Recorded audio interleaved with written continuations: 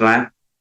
O presidente Lula teria pedido a Donald Trump a prisão de Ricardo Magro, dono da Refit, alvo da operação da Polícia Federal nesta sexta-feira. De Brasília, André Neri chegando com as últimas informações.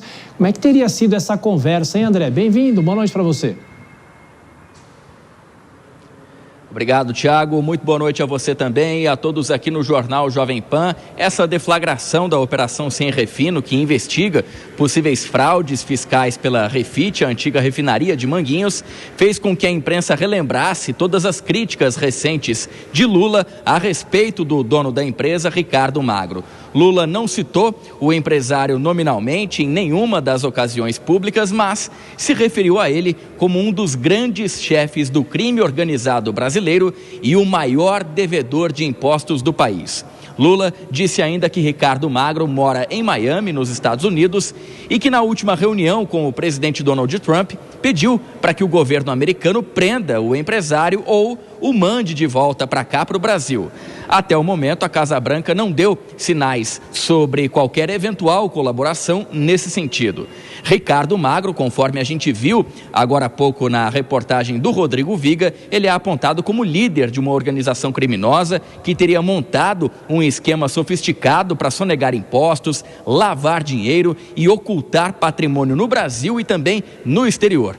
A investigação detalha o uso de empresas de fachada, fundos de investimento, holdings e offshores, tudo em paraísos fiscais, além da cooptação de agentes públicos para garantir benefícios fiscais, como aconteceu no governo do Rio de Janeiro, e ainda decisões judiciais favoráveis. O grupo teria causado um prejuízo de mais de 52 bilhões de reais aos cofres públicos, principalmente em ICMS não recolhido no Rio de Janeiro e em São Paulo. O empresário continua então foragido nesse momento. Tiago. Sim, inclusive, a gente continua acompanhando esse desdobramento e depois dessa operação desta sexta-feira. Até daqui a pouquinho, André, deixa eu dar as boas-vindas aqui para Denise Campos de Toledo.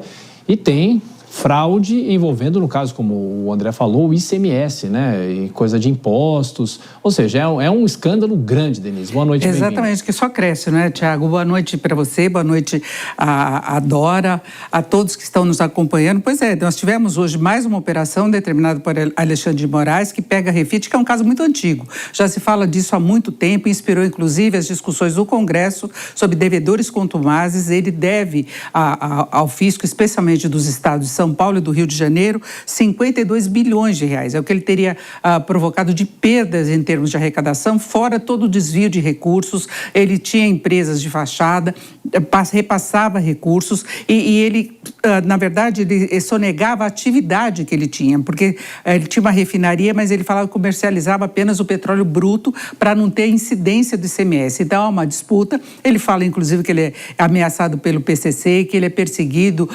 pelos concorrentes que querem tirá-lo do mercado. O fato é que ele mora nos Estados Unidos há muito tempo, tem todas essas ligações políticas também. O Estado de São Paulo chegou a ameaçar, inclusive, quem comprava o produto dele de ser taxado de ICMS, porque ele fazia toda uma estrutura financeira para escapar dessa tributação, diferente do Rio de Janeiro, em que ele pôde usufruir de várias medidas que o beneficiaram, que o livraram do pagamento do tributo. Então, tinha uma conivência, uma estrutura criminosa que permanecia favorecendo essa estrutura toda montada por ele. Então, a expectativa é que agora haja algum movimento por parte dos Estados Unidos, até em função de toda essa discussão de combate ao crime organizado. Ele é um criminoso que está nos Estados Unidos, mora lá, segundo as últimas informações, oficialmente ele não veio ao Brasil desde 2018.